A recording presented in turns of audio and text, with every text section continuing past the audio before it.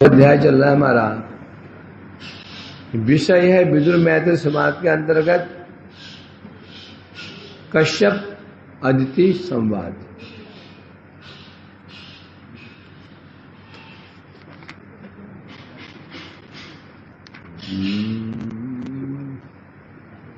तो यहां श्री महादेव जी श्री कश्यप ऋषि दीति के माध्यम से हमें शिक्षा प्रदान कर रहे हैं। जो व्यक्ति हसंति यश आचरितम ही दुर्भगा स्वात्मरतस्य अविदुष समिहितम।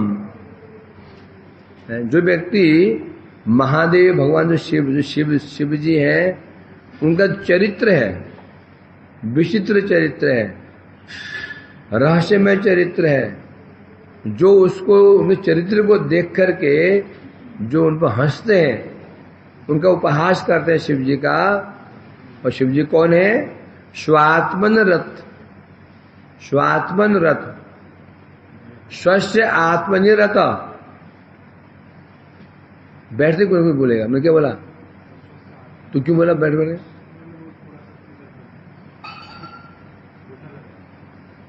हैं? अच्छा है, क्या दोष है? बैठो स्पर्श क्या खराब है क्या?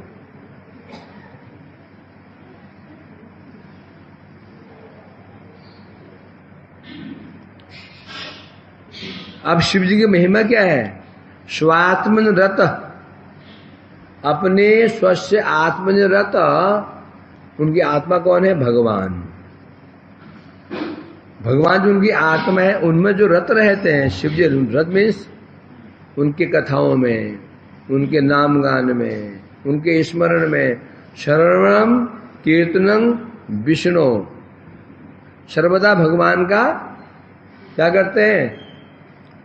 कीर्तन करते हैं, श्रवण करते हैं, स्मरण करते हैं, लगे रहते हैं भक्ति में। तो उन्हें हम देखी शुद्ध बुद्धि नहीं है। ये क्यों हंस रहा है? क्या चुटकुला हुआ क्या? क्यों हंस रहा? तो यहाँ के बैठ,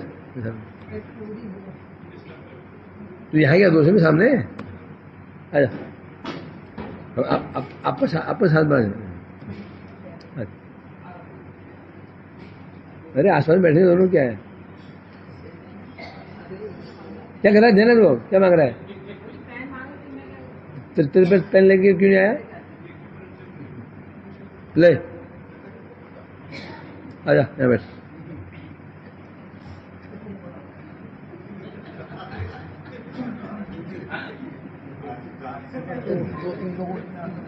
ये बात आमने सामने क्या समस्या है? वैष्णो पास में बैठना नहीं चाहते लोग, है भाई? वैष्णो साहब पास बैठना नहीं चाहते, दूर दूर दूर भागते हैं क्या?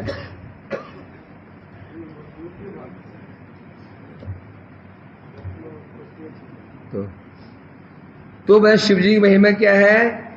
सर्वदा भगवान के स्मरण में, कीर्तन में नृत्य करते रहते हैं, उन्हें गान करते रहते हैं। देह की शुद्ध बुद्धि नहीं है, सिर्फ कपड़े हैं नहीं है, न खाने की शुद्ध बुद्ध, न रहने की शुद्ध बुद्ध। और जितने भी उत्तम वस्तुएं हैं, सब उन्होंने सब वस्तुओं को अर्पण कर दे भगवान को। सब वस्तु भगवान के लिए, मेरे लिए नहीं। जितनी उत्तम वस्तुएं हैं भगवान के लिए, ये मेरे लिए वस्तु में नहीं। क्यों? नियम होता है अपनी प्रिय वस्तु भगवान को अर्पण कर देना। मीन्स अर्पण करना मतलब अब हम इसको दोबारा नहीं खाएंगे। तो भगवान को अर्पित करना मतलब हो जाता है अर्पण कर दिया। आप जीवन में कभी चीज को स्पर्श, इसे कहते हैं अर्पण करना। पहले ऐसे होता था, प्राचीन काल में जब वो तीर्थ करने जाता था तो अपनी प्रिय वस्तु का अर्पण करके आता था। मैंने जो अर्पण कर दिया उसको ग्रहण नहीं करेगा। ये समर्पण का लक्षण है। इसलिए कह रहे हैं यहां पर, तो ऐसे जो शिव जी हैं, जो व्यक्ति में उनको उपहास करते हैं, उपहास कौन करेगा? क्या लक्षण है? जो व्यक्ति स्वभोजनम स्वात्मतयो उपलालितम, जो कुत्तों का शियारों का भोजनीय शरीर है, इस शरीर के लालन पालन में लगे रहते हैं, लालन पालन में लगे रहते हैं शरीर के। कैसे? वस्त्र माल्यभी आभरण अनुलेपन, इस शरीर को अच्छे अच्छे वस्त्र धारण करवाते हैं, माला से अच्छी अच्छी माला धारण करते हैं, उत्तम उत्तम अलंकार धारण करते हैं और अनुलेपन है, अनेक प्रकार के द्रव्यों से अपना श्रृंगार करते हैं। क्रीम हो गया, पाउडर हो गया, आदि आदि करते हैं। तो ये तो ऐसे लोग ही शिव जी की निंदा करेंगे। सीधा तात्पर्य है, जिसकी देहात्म बुद्धि है वही व्यक्ति शिव जी की निंदा करेगा। क्यों निंदा करेगा? उस देह के प्रति आसक्ति है। बस सीधी बात है, देह में आसक्ति होती है हमारी, तो देह अब क्या अच्छा है क्या बुरा हम इसका हम निर्णय कैसे करेंगे? देह अनुसार। देह में आसक्ति है, नंगा शरीर नंगा है तो वो नंगापन अच्छा नहीं है, नंगापन अच्छा नहीं है। शरीर गंदा है, गंदापन अच्छा नहीं है। बाल बिखरे हैं, ये अच्छा नहीं है। ये किसका लक्षण है? देह आत्म बुद्धि, देह को जो आत्मा माने बैठे हुए हैं उनकी समस्या यही है कि देह को आत्मा मान लिया, अतः देह गंदा है तो वो गंदा है, वस्त्र नहीं है वो नंगा है, असभ्य है। नंगा माने असभ्य है। शरीर में राख लगा ली चिता की राख लगा ली, अपवित्र हो गया। जो ऐसे कहते हैं, इसका ये किसका सिम्टम है?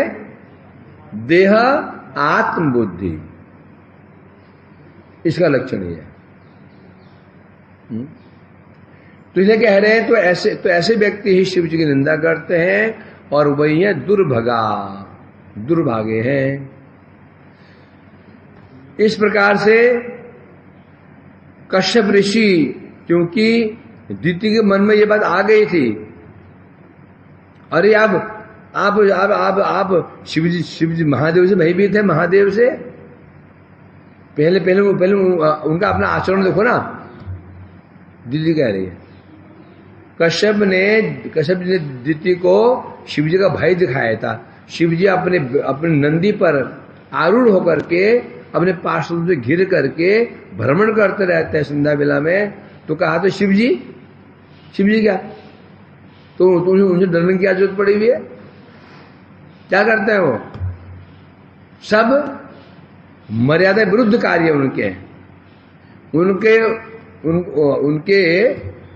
उनका जो आभूषण मर्यादा विरुद्ध, वस्त्र मर्यादा विरुद्ध, आचरण मर्यादा, सब मर्यादा विरुद्ध है। जो स्वयं मर्यादा विरुद्ध है तो उससे फिर क्या डर है? एक व्यक्ति स्वयं व्यभिचार में लिप्त है तो क्या हम मालूम व्यक्ति बहुत व्यभिचारी है, अभी तो हम व्यभिचार करेंगे, हम डरेंगे उससे? वो जो स्वयं व्यभिचार में जिसके ऊपर 25 केस है, अब एक लड़का थोड़ा उसको व्यभिचार हो डरेगा उससे? क्यों? 25 इसमें 25 केस है। ये भला इसके बोलने का क्या मतलब है? क्या बोलेगा ये? बोलने के लिए क्या चाहिए? छाती में दम होना चाहिए। दम कौन बोलेगा? जिसके अंदर छाती में दम होना। दम मीन्स बोलने का साहस हो, और साहस किसका होता है? जो करता है। समझे कि नहीं? जो चोर होता है वो नहीं बोलेगा। चोर की दाढ़ी में तिनका, क्योंकि ये बोलेगा जानता है। उस दिन इसलिए मेरे को गड़बड़ करते हुए देख लिया था। यदि मैं बोलूंगा तो ये प्रचार करते ये भी ऐसा ही है। तो बोलने के लिए क्या चाहिए? छाती में दम होना चाहिए, अपना आचरण होना चाहिए, तब बोल सकता है। नहीं तो नहीं, और बोलेगा तो भी जूते पड़ेंगे उसको। हमारा अपना आचरण ठीक नहीं है, ये जो उपदेश देंगे, उपदेश कोई सुनेगा तो है नहीं, उल्टा निंदा उपहास, हंसेंगे लोग, पीछे पीछे हंसेंगे, वाह बड़ी बड़ी बात करता है, बड़ी बड़ी बात करता है। उपदेश लेंगे ही नहीं, उपहास और करेंगे, ये होता है। इसलिए वही बोले जो करता है, नहीं करते हो चुप चुप रहो।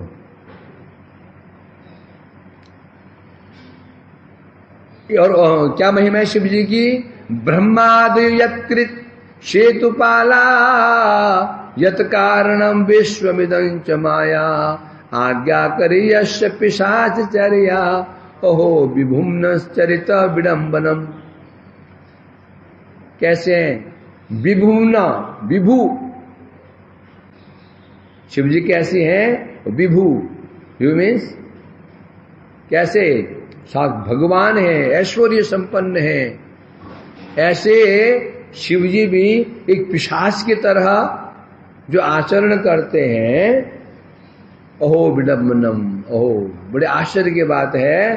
क्या विडम्बन मन का होता है? विडम्बन मतलब जो समझ पाना मुश्किल है। ऐसे क्यों कर रहे हैं समझना आसान नहीं। शिव जी को क्या विशेषता है? ब्रह्मादियो यत्कित सेतुपाला, सेतु मीन मर्यादा।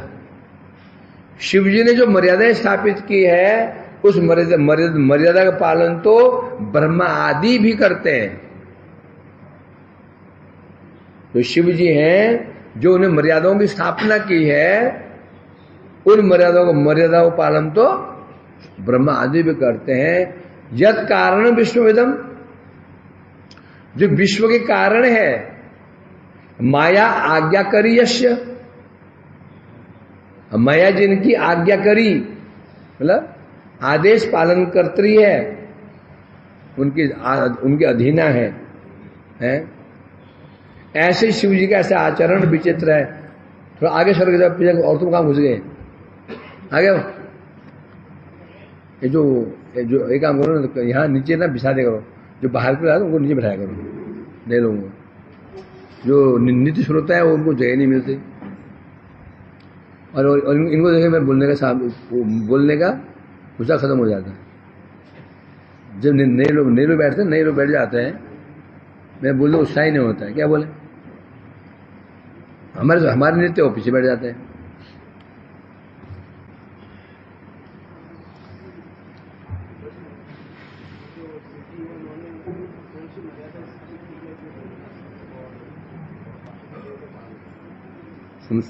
सुनते जाओ।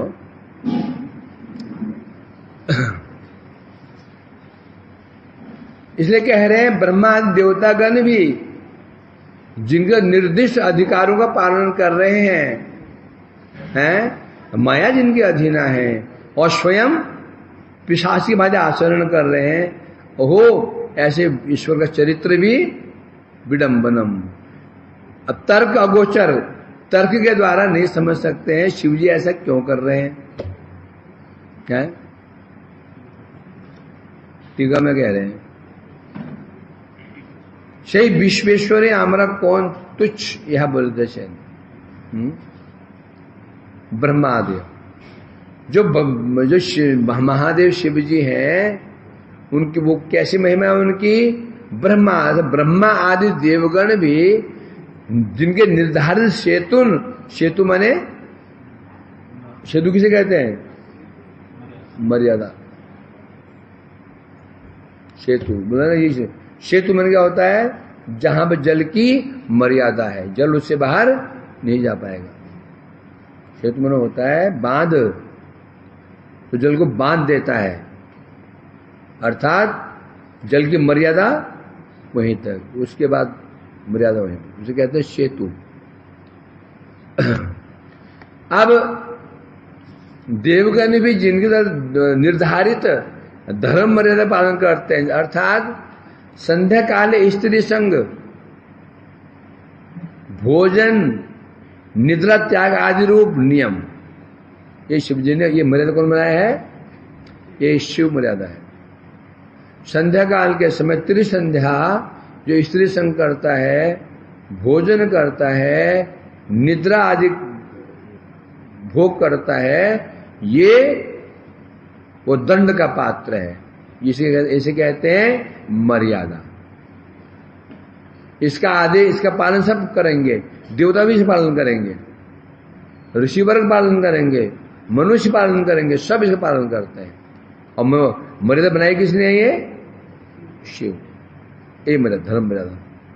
यद कारणम, जो विश्व के कारण है, माया जिनके अधीन है, ऐसे महादेव भी, महादेव का भी ऐसा आचरण पिशाच की भांति। पिशाच मीन्स, पिशाच कहाँ रहते हैं? मंदिरों में। कहाँ रहते हैं? शमशान में, सुनसान में, निर्जन में, पर्वतों में, गुफाओं में पिशाच घूमते हैं।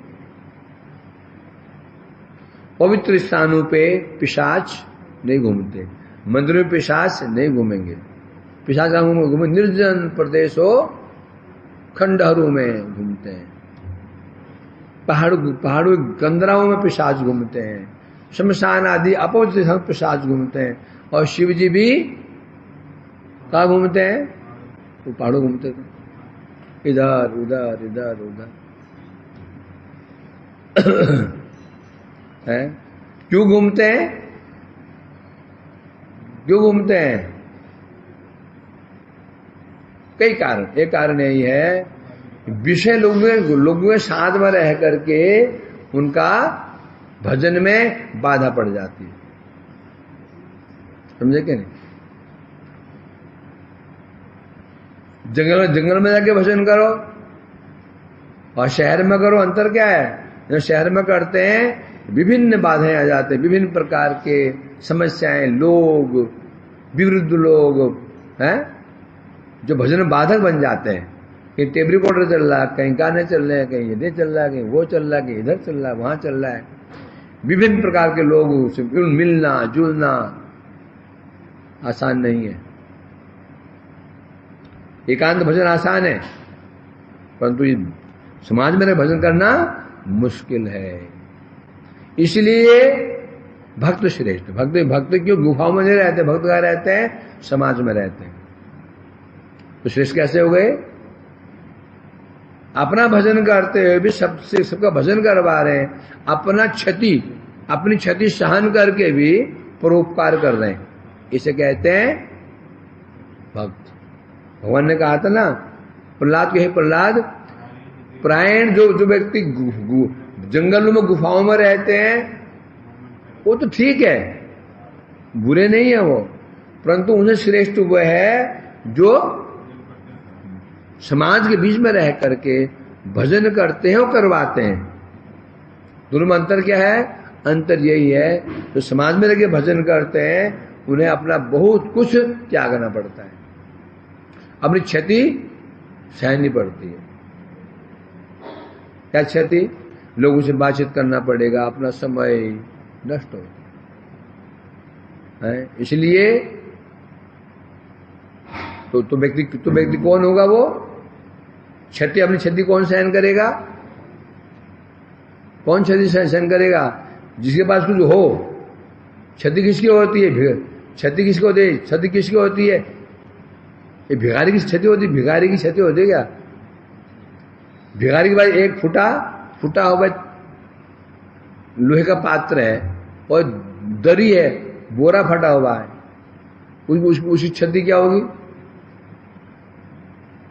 क्षति होगी उसकी। क्षति किसकी होती है? संपत्ति। तो हमारी क्या क्षति होगी? है ही नहीं कुछ, तो क्षति क्या कहाँ हुआ? स्वयं भिखारी है ना? इसलिए कहते हैं, इसलिए कह रहे हैं भक्त इसलिए श्रेष्ठ है, स्वयं भजन करते हैं और भजन करवाते हैं। उदाहरण देते ना, एक व्यक्ति स्वयं कमाता है और स्वयं खाता है, अपने परिवार को पालन पोषण करता है। एक व्यक्ति स्वयं कमाता है, 10 को खिलाता है। श्रेष्ठ कौन? जो खा भी रहा है, खिला भी रहा है। जो जंगलों में भजन कर रहे हैं योगी लोग, बड़े बड़े योगी लोग जंगलों में गुफाओं में रहते हैं, शरीर वो भी अच्छे हैं, बहुत अच्छे हैं, परंतु स्वार्थी हैं। जो भक्त कहाँ रहते हैं? भक्त कहाँ रहते हैं? गुफा में रहते हैं क्या? नहीं, भक्त कहाँ रहते हैं? समाज में रहते हैं। समाज में भजन करते हैं, करवाते हैं, इसलिए भक्त श्रेष्ठ है। तो इसलिए कह रहे हैं यहां पर अर्थात ऐसे जो शिव जी का जो विचित्र जो है ये समझना आसान नहीं है। बड़ी आश्चर्य की बात है कैसे आचरण शिव जी का है। श्री मैत्रेय वाच, अभी कौन कह रहा था? ये कौन कह रहा था? मैत्रेय जी कह रहे थे। अब नहीं, कश्यप जी कह रहे थे, अब मैत्रेय जी कह रहे हैं। शैवम संविदिते भर्त्रा मनमत मथितो इंद्रिया अग्राह वासो ब्रह्मर्षेर ब्रिसलीव गतत्रपा। मैत्रेय कह रहे विदुर जी है, सैवम सा एवं संविदिते भर्त्रा, अपने भर्ता के द्वारा, पति के द्वारा ये सब जान करके सा एवं वो जो अदिति थी, क्या जानने के बाद भी, सुनने के बाद भी, इतनी महिमा सुनी, शिव जी की महिमा सुनी है, इतनी महिमा सुनने के बाद भी मनमत उन्मथित इंद्रिया। मनमत कौन? कामदेव।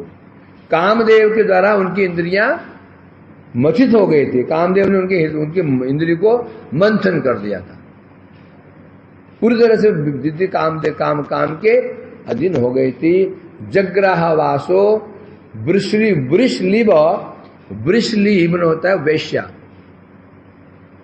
वैश्या जैसे शर्याम पुरुष का कपड़े पकड़ लेती है, कोई शर्म नहीं उसको, कौन क्या कहेगा क्या नहीं कहेगा।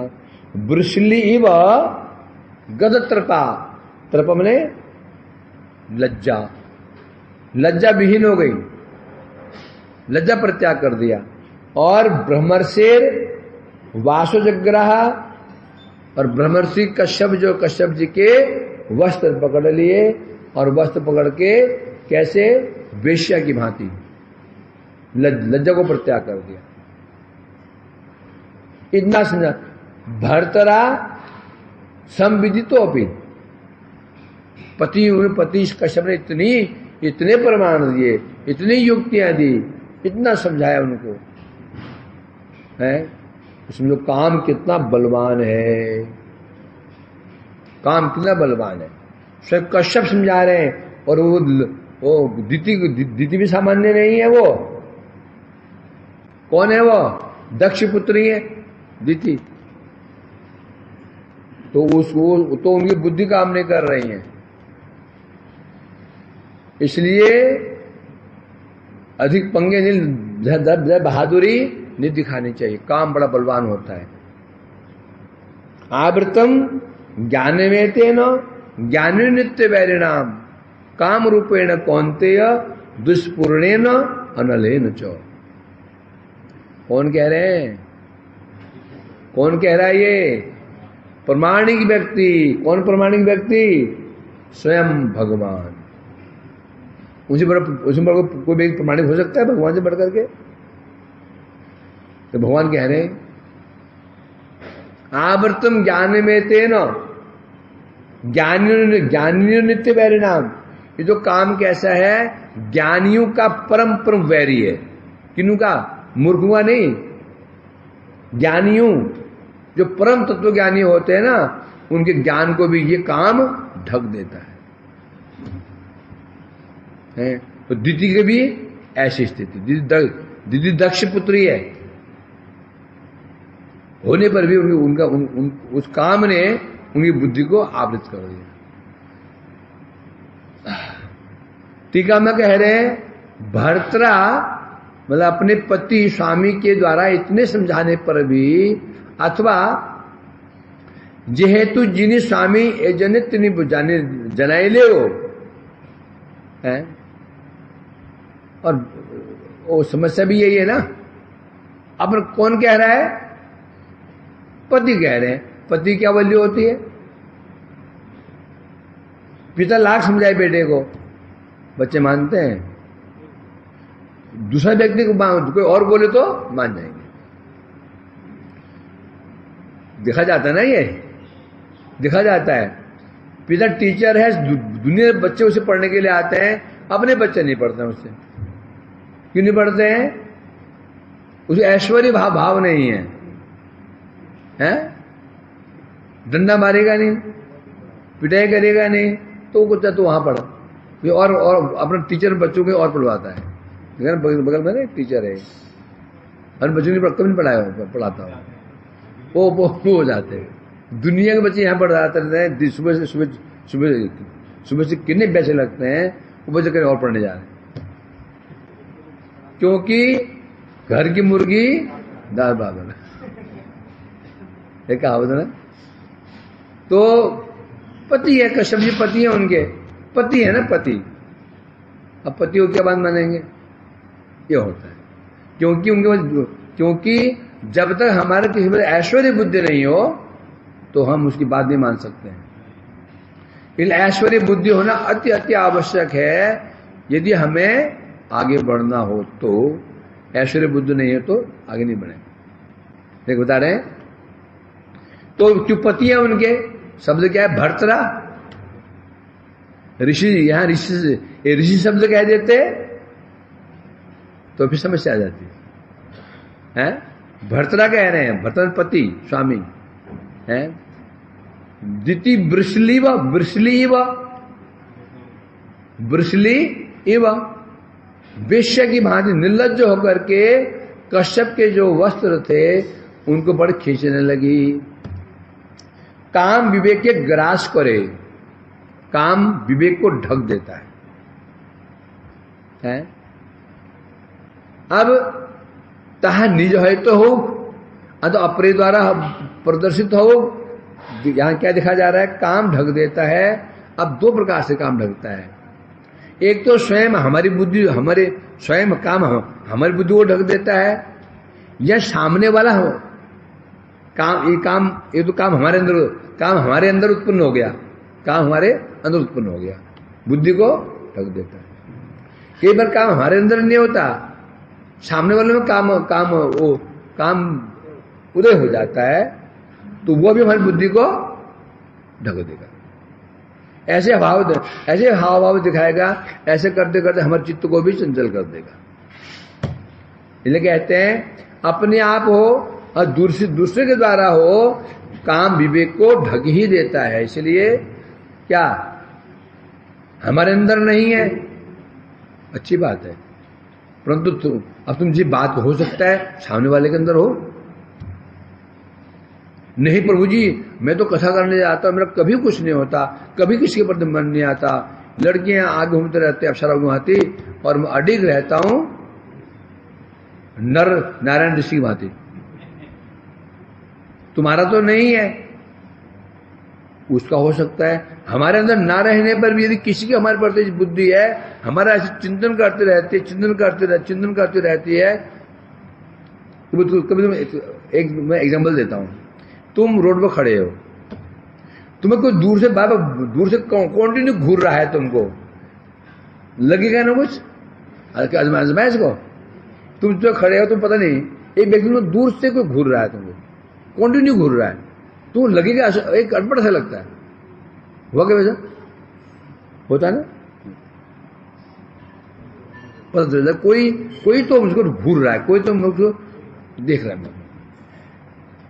तो हमारा नहीं हो सकता। किसी का हमारे प्रति बुद्धि खराब बुद्धि है, हमारा काम भाव नहीं है, या हमारे काम किसी हमारे पर काम बुद्धि है, और निरंतर वो हमारे स्मरण करे, चिंतन करे, स्मरण करे। यदि हम स्ट्रांग नहीं है, और धीरे धीरे प्रभाव पड़ना शुरू हो जाता है। समझे क्या? नहीं, यही बहादुर में देखा हमारे अंदर नहीं है, और सामने वाले के अंदर तो हो सकता है ना, वहां तो हो सकता है। इसलिए ज्यादा बहादुर मत दिखाने की जरूरत नहीं है। वो तो नर नारायण ऋषि थे जिन्होंने इंद्र द्वारा भेजे अप्सराओं को, तो कुछ किया नहीं, अपने जांग से एक स्त्री और निकाला, इसको ले जाओ उर्वशी, इंद्र को भेंट कर देना हमारी ओर से। नारद जी हार गए, ब्रह्मा जी हार गए, शिव जी हार गए, और हम बनने जा रहे हैं? और तो बीच में रह करके हम कैसे बनना चाहते हैं? जितेंद्रिय, वो नहीं होगा। हैं? पहले चाचा अपन प्राण बचा, प्राण बचेंगे तो किसे कल्याण कर पाओगे ना। ये तुम स्वयं मर गए, क्या क्या प्राण बचाओगे? बड़ी समस्या है। तो इस प्रकार से गंतरता, लज्जा रहित, जब काम बढ़ जाता है ना तो लज्जा, कौन क्या कह रहा है, कौन क्या नहीं कह रहा है, सब शर्म चली जाती, लज चली जाती है। ये विषय पुरुष दिगण मध्य ब्रह्मय प्रमाण, स्त्री मध्य द्वितीय। अब पुरुष में ब्रह्मा जी प्रमाण है, जब काम जगता है लज्जा ही चली जाती है, ब्रह्मा अपने पुत्र के प्रति भाग लिए, ये प्रमाण आ गया पुरुष में। स्त्री प्रमाण कौन है? द्वितीय। इतना समझाने के बाद भी,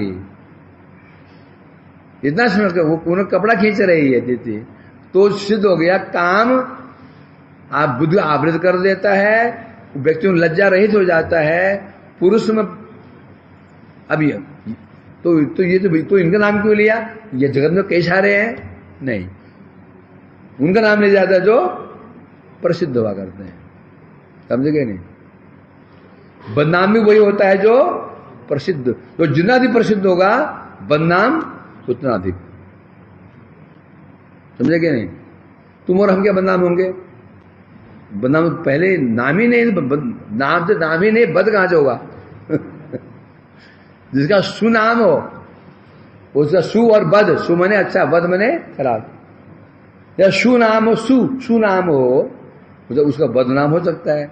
जिसका नाम ही है, सु है ही नहीं है, सु नहीं तो बद कहां से आ जाएगा? इसलिए जो जितना प्रसिद्ध होता है उसकी छोटी सी गलती भी, छोटा दोष भी बहुत बड़ा दिख जाता है, बड़ा, है ना। उदाहरण क्या देते हैं? ये सफेद है ना, सफेद वस्त्र है, सफेद कपड़ा है, केवल एक छोटा सा एक ड्रॉप, एक बूंद, कोई काला रंग गिर जाए तो दूर से चमकता है वो। तो जो साधु लोग होते हैं, जिनका जो साधु होते हैं, उनका छोटा दोष भी क्यों दिखता है? साधु है, साधु है ना। उससे लोग बड़ी बड़ी आशाएं पाल लेते हैं। क्या क्या पालते हैं? आशा। अब दो बातें होती हैं, एक वैष्णव है, किसी मठ का है, तो मुझसे को मतलब नहीं है, ठीक है, दंडवत प्रणाम, उसमें कोई दोष दिखता है एक। दूसरा एक वैष्णव है, तुम जिसे जुड़े हुए हो उसमें दोष दिख रहा है, जिसमें दोष दिख ज्यादा, जो बाहर का वैष्णव है उसमें दोष बहुत मामूली दोष है, नहीं बहुत बड़ा दोष है, और तुम जिसे जुड़े हुए हो तो उसमें दोष छोटा दोष है। अब तुम्हारे नजरों में अधिक घृणा किससे होगी? किससे होगी? जहां दोष वाले से, कम दोष वाले से, श्याम कम वाले से, मुरारी एक वैष्णव बाहर का है और मठ का है, तुम्हारे को मतलब नहीं है, आना जाना कुछ नहीं है, और तुमने उसको व्यभिचार करते देख लिया, फिर मिलते हो हाई दोनों प्रणाम, बस एक वैष्णव तुमसे जुड़ा हुआ है ना, उसमें बड़ा दोष नहीं है, छोटा सा दोष है, तो तुम्हारे नजरों में अधिक घृणित कौन होगा? क्यों?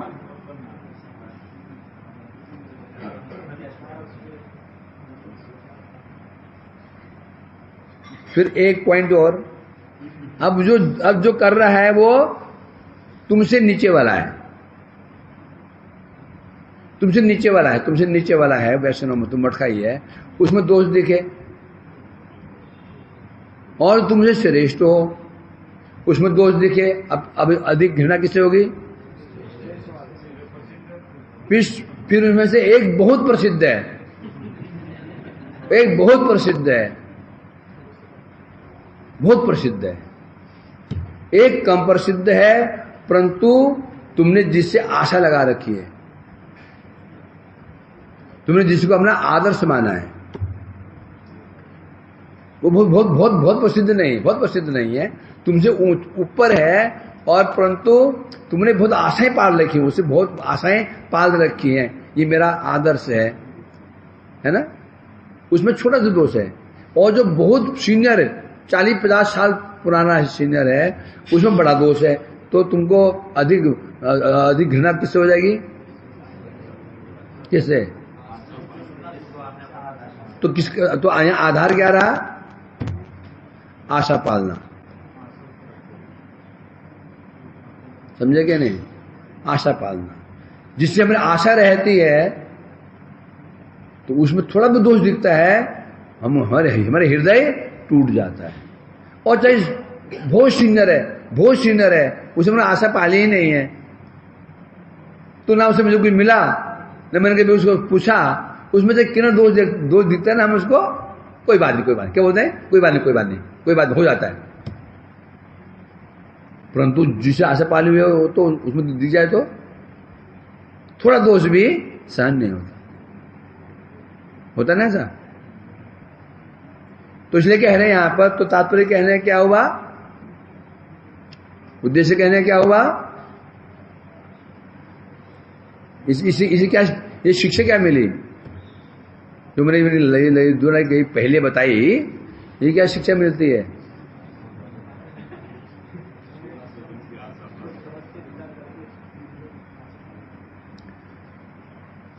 बोलना कौन बोलता है? तुम्हें लग रहा है तुम्हारे अंदर दोष है, तो फिर तुम अधिकार बोलने का, क्योंकि लोग तुम्हारी निंदा शुरू कर देंगे। जब हमको आदर्श मानता है तो फिर हमारा दायित्व बढ़ जाता है, समझे क्या नहीं? अभी हम सामान्य व्यक्ति हैं, जब हम गुरु बन जाते हैं, अब कई लोगों ने मुझे अपना गुरु मान लिया, मीन्स अब कईयों का बोझ मेरे सिर पर आ गया, अभी हल्के फुल्के घूम रहे हैं। जब कई हम गुरु मान लेते हैं, गुरु वर्ण कर लेते हैं, तो सबका बोझ, जैसे एक बच्चा होता है, अभी शादी ब्याह हुई, वो मस्त घूमता है, इधर फुर घूमता रहता है। शादी हो गई, बोझ पड़ गया, 4 बच्चे हो गए, बोझ पड़ गया, अब कैसे घूमेगा वो?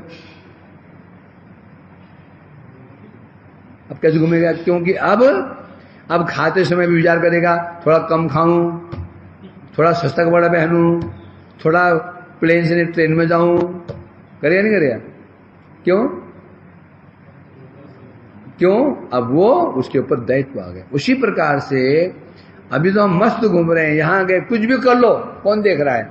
जब गुरु बन जाते हैं, फिर बीच में विचार करते हैं, क्योंकि उसने मुझे गुरु माना है, यदि मैं थोड़ी भी गड़बड़ करूंगा तो क्या होगा? उसने मुझे गुरु माना है, मैं थोड़ी भी गड़बड़ मुझसे हो गई तो उस पर क्या बीतेगी, समझे क्या नहीं? बड़ा विचार होता। गुरु बना आसान नहीं, गुरु बना मीन्स जिसको शिष्य बना रहे हैं, पूरा दायित्व ले लेना, उसका दायित्व, परमार्थ, पूरा दायित्व ले लेना, उसके अनर्थ, उसके अपराध। यदि समर्थ नहीं हुआ, शिष्य के अपराध अनर्थ गुरु को लग जाते हैं। शास्त्र बोलते हैं, श्लोक है इसमें, यदि मैं गुरु बन जाता हूं, समर्थ नहीं हूं, अब जो शिष्य जो पाप कर्म करेगा वो सब उसका भोग मुझे करना पड़ेगा, परिणाम स्वरूप मेरा पतन हो जाएगा। कई मैं देख रहा हूं, मैं ऐसा कई वैष्णव अच्छे खूब भजनशील थे, कई भजनशील वैष्णव थे, नाम नहीं किसी का। अब जब से वो गुरु बने ना, उनका भजन चौपट हो गया। मैं देख रहा हूं उनके आचरण में, उनके व्यवहार में भली उत्कंठा थी उनके अंदर। सब नहीं, एक दो दिख रहा हूं मैं, कई होते हैं दिख रहा, तो मैं देख रहा हूं वो गए। जो भजन में जो मैं उनकी उत्कंठा देखता था ना, वो धीरे से खत्म हो रही है, धीरे धीरे धीरे नीचे गिरा रहे। क्यों? कारण क्या हुआ? शिष्य है, शिष्य कर लिया, ये दिखाई नहीं ये पापी है कि तापी है, और शिष्य तो वो धुरंधर है, वो माला तो ले लिया, दुनिया में पाप वो कर रहा है, और पाप आ गया हमारे ऊपर, सहन शक्ति है नहीं है। वे शुरू में मेरा यदि कैपेसिटी 20 किलो उठाने की है, रख दे 40 किलो की, क्या हो जाएगा? बैठ जाएगा नीचे। इसलिए तो ये बात पक्की है, परंतु शिष्य के द्वारा किए गए पाप अपराध गुरु पर आते हैं। राजा द्वारा किए गए पाप प्रजा पर आते हैं। संतान द्वारा किए गए पाप माता पिता को लगता है, ये पक्की बात है।